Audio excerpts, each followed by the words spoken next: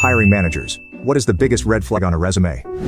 1. People keep saying gaps in work history, but honestly guys, make sure you inquire about it before just writing someone off. I had a guy who had a year or two gap in his resume. Most people would just write this dude as, well, obviously there's something wrong with him. Well, there was. The dude was diagnosed with brain cancer and had to go through intensive treatment. He lived but came out the other end jobless. Couldn't find work afterwards because of the gap.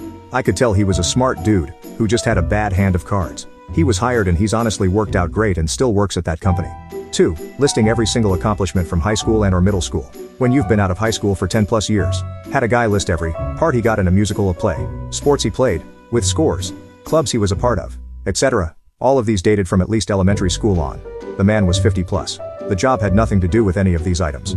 3. I once had a guy submit a resume saying that he could not work with women or speak to any woman due to religious reasons. I'm all for being tolerant of other people's beliefs, but this was for a customer service job. If you can't interact with women at all, then maybe this wasn't the kind of job he should have been applying for. 4. I interview an Indian guy who had surfing the internet and shooting pistols as his hobbies. I wanted to hire him on the spot to be our wild card. 5. My husband built a life-sized Iron Man suit on his resume. He got the interview because they wanted to meet the kind of guy who has an Iron Man suit and the personality to put it on his resume. He also got the job, which is pretty cool. 6. I saw some guy who had posted in the "Have you been arrested" part put the reason he was arrested. Killed a man by dropping a boulder on his head. Checked it out online.